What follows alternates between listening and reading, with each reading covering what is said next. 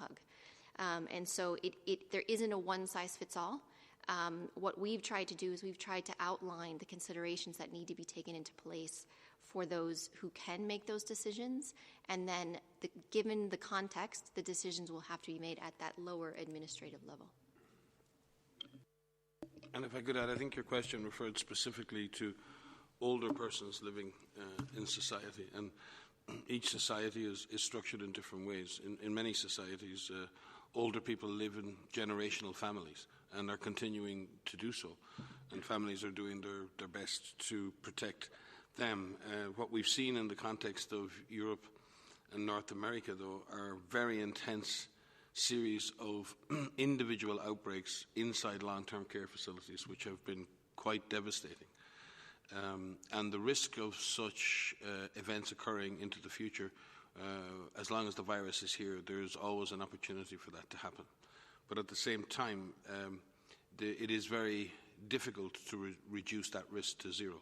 So I think each country is going to have to look at how can we minimize the risk of bringing disease into such a setting. And there are lots of measures that can be done to minimize that risk. And even more importantly, how are we going to pick up a signal that something has gone wrong, that there may be a case in that situation, and how do we rapidly shut that down and deal with that very effectively? And that's going to be that. So both the risk reduction and the risk response, the response to an event if it occurs. I'm sure there are many, many, many older people living in long-term care facilities who, at the best of times, are lonely, and for the last number of weeks has been a terrible ordeal for them, both to be further isolated, but also with the constant threat of potentially becoming sick with this disease. As the disease dies down or comes under control at community level, then the risks obviously reduce for those long-term care facilities. But the consequence of disease getting into those facilities, I think, is clear and stark.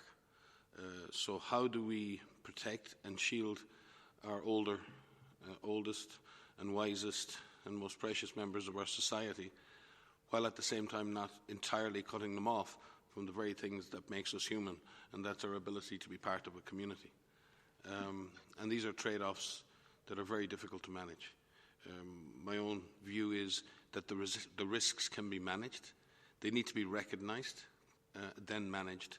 And if in a situation where we do see disease occur in a long-term care facility, we must be ready to react very quickly to stamp out that disease. It's also important that carers in these facilities have adequate training, that there's an adequate design in facilities, there's adequate staffing in facilities, and that we look again at the support, design and environment that we offer for our older citizens, and that those environments are made not only more comfortable and more human, but also safer. And I believe that can be achieved, and I believe there are lots of ideas on how that can be done. So I think we need to maybe also look at the model of the way in which we're providing care and support for our older citizens. So there's a lot to be done, but I do think it's a major issue. I think if you look around Europe now and in North America and Canada, a large proportion of the intense disease transmission is actually concentrated in long-term care facilities, which is in itself a tragedy, and it's also a challenge. Thank you very much. Next question is from our friend, Geneva-based reporter Moussa Assi. Moussa, can you hear us, please? Oui, je vous entends bien. Bonjour tout le monde. Ma question concernant les pays qui continuent à rapatrier leurs citoyens, est-ce qu'il y a des programmes aussi pour continuer ces rapatriements jusqu'à des mois à venir? Est-ce que vous les encouragez à continuer ça, ou bien vous croyez qu'on est peut-être arrivé au point de terminer avec ces virus et par conséquent, il ne faut pas continuer? Merci beaucoup. Thank you very much, Moussa. The question is about repatriation of nationals that is taking place. I think there are a number of countries around the world who've been repatriating students and other citizens from different countries around the world. And again, we commend the efforts countries are making to protect their citizens, the first duty of government. But at the same time, we have to now look to the future. And when we talk about opening up and reducing lockdowns, there's also the question of how people begin to move internationally. A lot of the discussion up to now is how do we create the possibility of movement within countries. Obviously, the need to move between countries is going to become more and more an issue and more of a challenge. So I think the issue of moving citizens home or just getting people back into international travel is going to have to be approached carefully, and it's going to have to be done, I would suspect, first at sub-regional level. I think already countries with borders with each other are beginning to come to arrangements of how people can move between countries. I think we're seeing that already in the likes of the European Union. I think we're seeing that between ASEAN countries and others. And countries are looking at how we can re-establish links and movement between our countries. Some of that will be based on, I think, risk equalisation and response equalisation, where countries have a similar control of the disease and where countries have confidence in the measures being implemented in the other country, then in effect the risks are equalised and the movement of people between those areas, in a sense, doesn't add risk to the other country.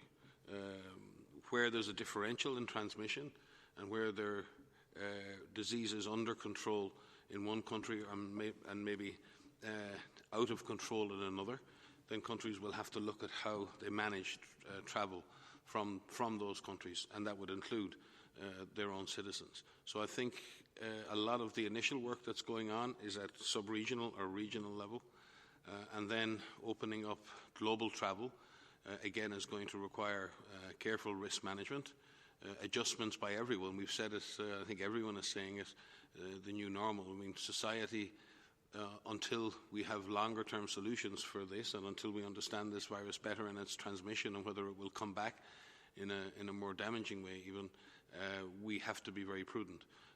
But I believe, again, these risks are manageable because if, as the Director General has said many times, countries have in place the 6 elements of detection, testing, isolation, quarantine, care, and educated communities, then I believe those ingredients can bring, and if every country is implementing a similar strategy, and if every country gets to a point where the disease is under control, then the risks between countries become more equalised, and the movement of people then can be easier.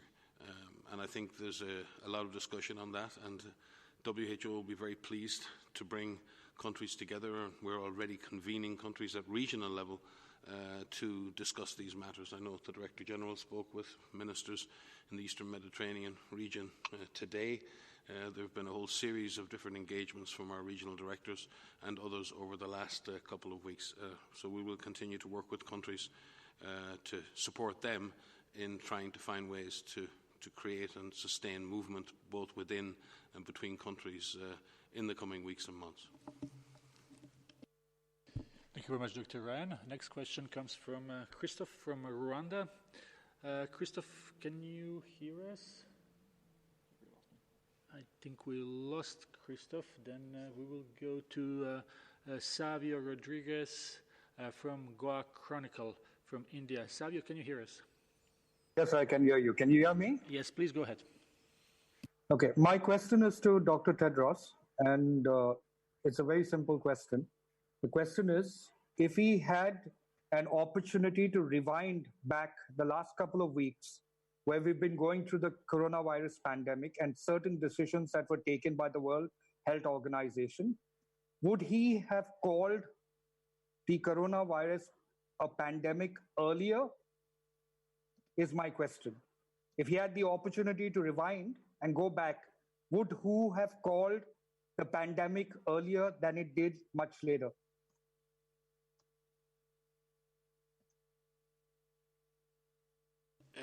Dr. Tedros may speak to this, but let me clarify to you technically. WHO raised its highest level of alert under international law on the 30th of January this year and declared a global public health emergency. That is under the International Health Regulations 2005, which is an international legal agreement between all of our member states, which asks that WHO declare such an emergency where the Director General has received advice from an emergency committee and makes that determination based on that advice and the situation.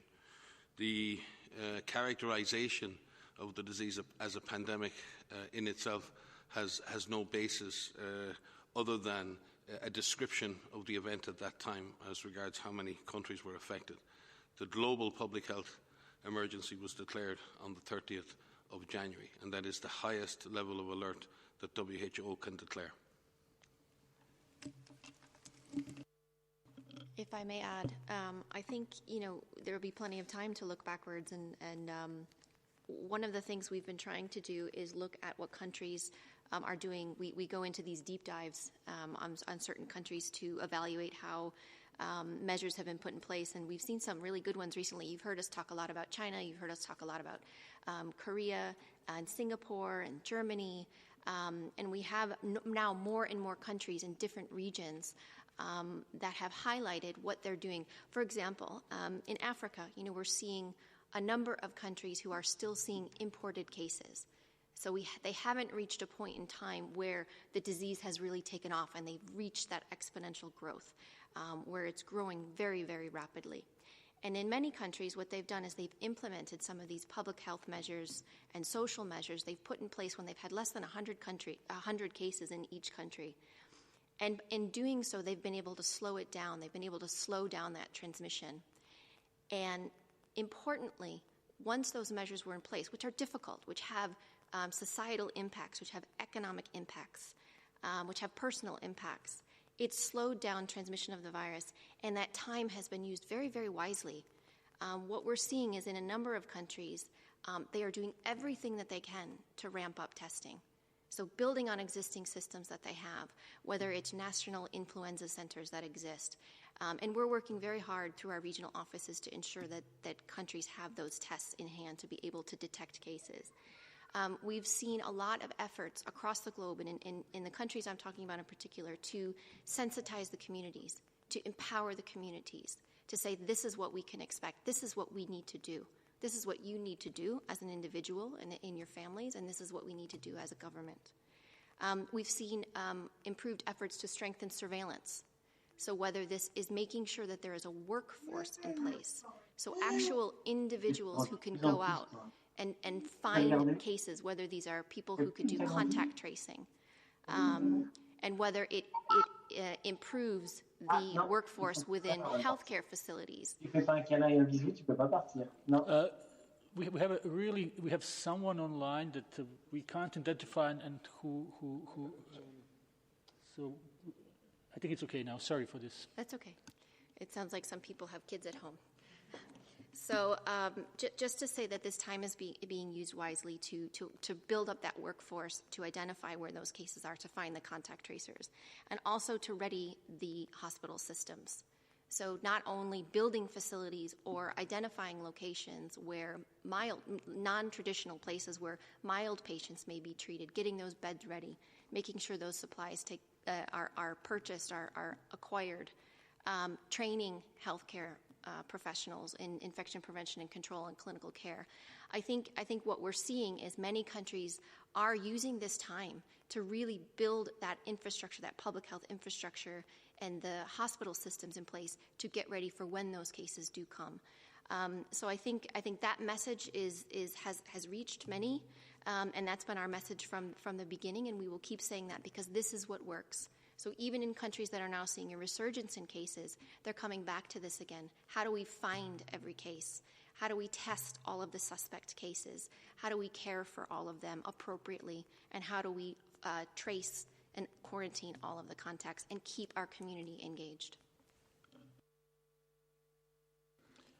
Yeah, thank you. I would like to add to that. I think my colleagues have already said, based on the IHR 2005, what